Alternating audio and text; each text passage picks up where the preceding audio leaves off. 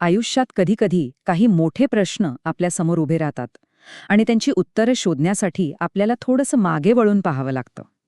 आज आपण महाराष्ट्रातल्या 3 दिग्गजांकडून, 3 आयकॉनिक डॉक्टर्सकडून त्यांच्या आयुष्यातले काही महत्त्वाचे विचार समजून घेणार आहोत. डॉक्टर अनिल अवचट, डॉक्टर अभय बंग आणि डॉक्टर आनंद नाडकर्णी. चला तर मग त्यांच्या अनुभवांच्या आरशात डोकावून पाहूया. तर या प्रवासात आपले गाईड्स आहेत हे 3 दिग्गज. एक आहेत लेखक आणि सामाजिक कार्यकर्ते डॉक्टर अनिल अवचट. दुसरे आरोग्याच्या क्षेत्रात जागतिक कीर्ती मिळवलेले डॉक्टर अभय बंग. आणि तिसरे प्रसिद्ध मानसोपचार तज्ज्ञ डॉक्टर आनंद नाडकर्णी. या तिघांनीही आहे त्या वाटेवर चालण्याऐवजी स्वतःच्या नव्या वाट्या तयार केल्या आहेत. आणि ह्या सगळ्या चर्चेची सुरुवात होते एका खूप मूलभूत प्रश्नाने, जो आपल्या सगळ्यांच्या मनात कधी ना कधी येतोच, की अरे, आपल्या आयुष्याचं नक्की करायचं तरी काय? ह्याच प्रश्नाच्या उत्तराचा शोध आपण ह्या 3ही विचारवंतांसोबत घेणार आहोत. आजकाल बघा ना, करिअर हा शब्द आपल्या जगण्याचा जणू काही केंद्रबिंदू बनला आहे. पण आयुष्य घडवण्याचा करिअर हाच एकमेव मार्ग आहे का? चला, यावर एक जरा वेगळा दृष्टिकोन पाहूया. डॉक्टर बंग एक खूप इंटरेस्टिंग गोष्ट सांगतायत. ते म्हणतात की त्यांच्या काळात करिअर हा शब्दच नव्हता.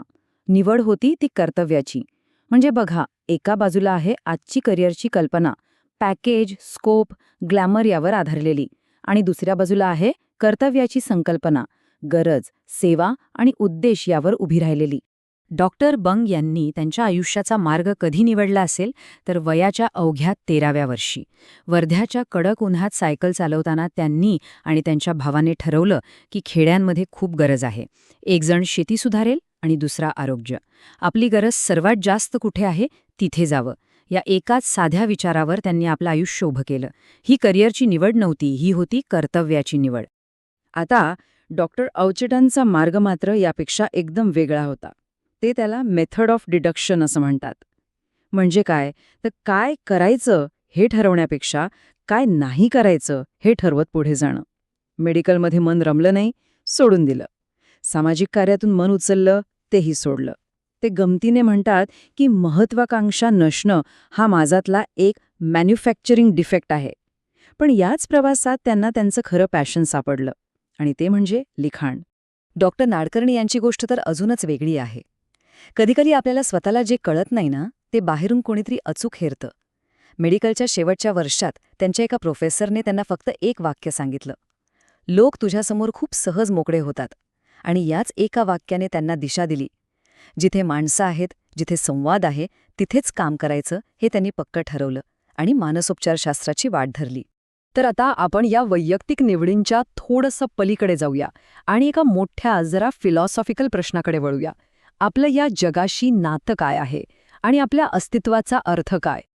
इथे डॉक्टर बंग एक जबरदस्त रूपक वापरतात. ते म्हणतात की आपण प्रत्येकजण मी नावाच्या एका अदृश्य तुरुंगात बंध आहोत.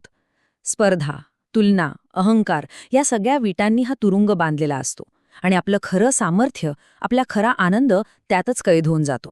मग ह्या तुरुंगातून बाहेर कसं पडायचं? तर नुसतं आरशासमोर बसून विचार करून हे होणार नाहीये. डॉक्टर बंग यांचं म्हणणं आहे की जेव्हा आपण बाहेर पडून समाजाच्या समस्यांना, आयुष्यातल्या आव्हानांना सामोरे जातो, तेव्हाच आपल्याला आपला खरा मी सापडतो. आत्मभान आरशासमोर नाही तर जीवनाला भिडून येतं. पण हे सगळं करायला, ध्येयपूर्ण आयुष्य जगायला ताकद कुठून आणायची?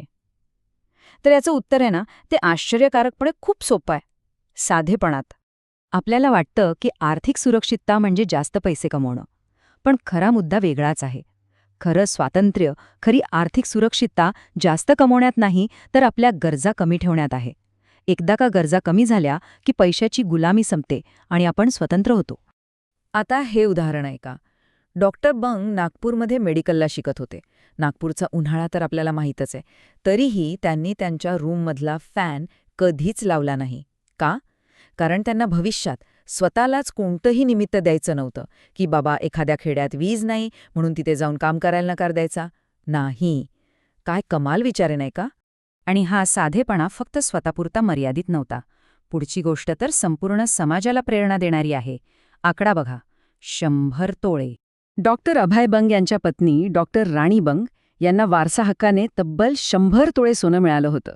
विचार करा, त्यांनी त्या सगळ्या सोन्याचं काय केलं असेल? त्यांनी ते सर्व सोनं आपल्या गावासाठी दान करून टाकलं.